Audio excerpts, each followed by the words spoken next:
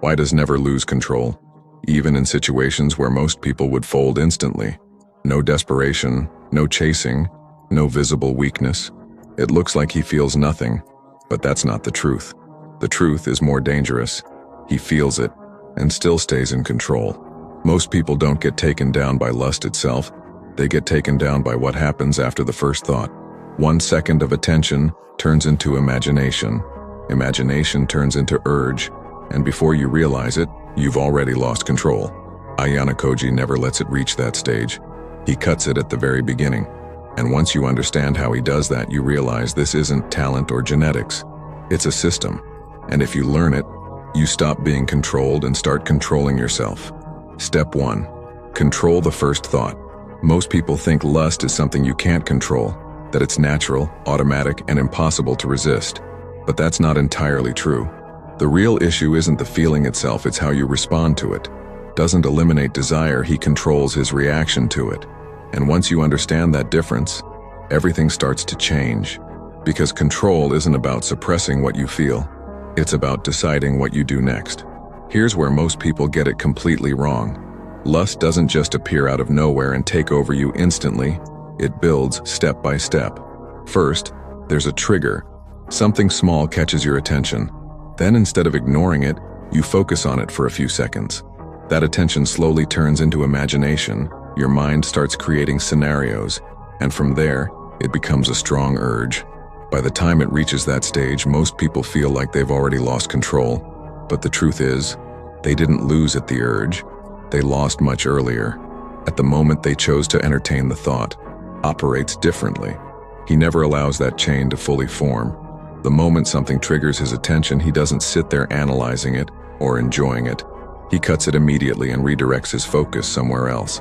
That's the real skill you need to build. Instead of trying to fight a strong urge later, train yourself to control your attention at the very beginning. Because if you control the first few seconds, the rest never even happens. Step 2. Control your environment. Most people think they lack discipline, but in reality, they're constantly surrounded by triggers that make control almost impossible.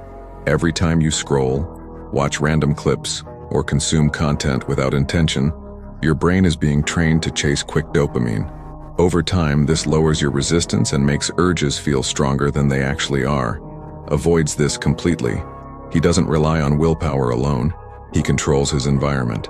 He understands that if you keep exposing your mind to the same triggers, you're fighting a battle you've already made harder for yourself. That's why the real move isn't just be more disciplined. It's to remove unnecessary stimulation in the first place. Clean up what you watch, unfollow things that trigger you, and be intentional with your input.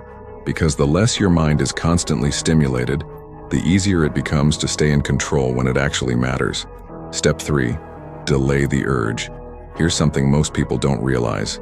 An urge feels permanent, but it isn't. It rises, peaks, and then fades on its own if you don't immediately act on it. The problem is most people react the moment they feel it, which reinforces the habit and makes it stronger over time. Does the opposite. He doesn't react instantly. He creates a gap between feeling and action. That gap is where control is built. When something hits, he waits, observes, and lets it pass instead of feeding it. You can train the same ability. The next time you feel an urge, don't fight it aggressively, and don't give in either. Just delay your response. Tell yourself you'll wait 10 minutes. No distractions, no negotiation, just wait. What you'll notice is that the intensity starts dropping on its own. And the more you practice this, the more your brain learns that impulses don't control you. You control them. Step 4. Replace weak dopamine. If your life has no strong direction, your brain will automatically drift toward easy pleasure. And that's where most people get stuck. Lust, scrolling, and instant gratification become the default because they're the fastest sources of dopamine. Doesn't fall into that cycle because his mind is always anchored to something higher: strategy, growth, and long-term outcomes. His focus isn't on what feels good right now, but on what moves him forward. That's the shift you need to make. Instead of just trying to resist urges, replace them with something stronger. Build a skill, train your body, work toward a goal that actually matters to you. Because when your brain starts getting satisfaction from progress, the need for cheap dopamine naturally decreases. You don't just remove bad habits, you outgrow them. This is where real control is built, separating what you feel from what you do. Most people don't even realize how automatic their behavior is. A thought appears, a feeling follows, and within seconds they act on it without questioning anything. It feels natural, but it's actually conditioning. I feel it, so I should follow it. That belief is what keeps the cycle alive, operates on a completely different level. He treats every urge like data, not a command. When something triggers him, he doesn't immediately react. He pauses, observes it, and creates distance between himself and the impulse. That distance is where control exists.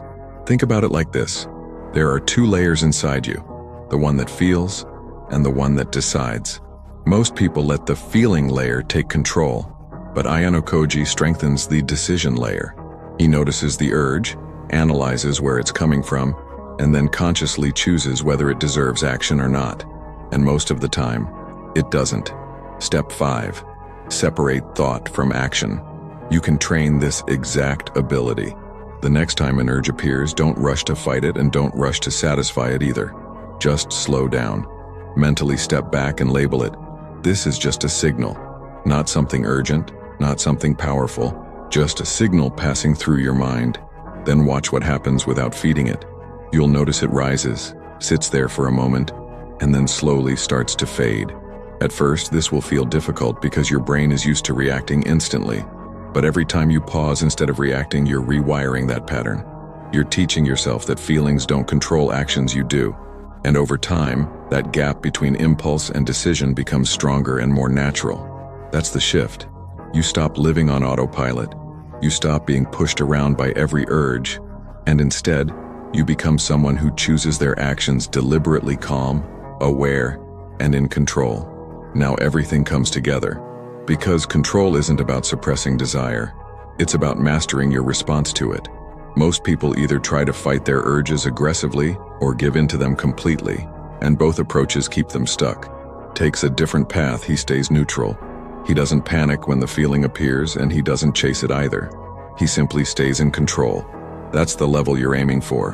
When you learn to cut the thought early, control your environment, delay your reaction, replace weak dopamine, and separate feeling from action, something changes. You stop feeling overwhelmed by impulses. They become quieter, weaker, and easier to handle. And at that point, it's no longer about resisting, it's about choosing. Most people will hear all of this and still go back to the same patterns, not because it doesn't work, but because consistency is the real test. Didn't build control in one moment. It was built through repetition, through discipline applied again and again until it became automatic.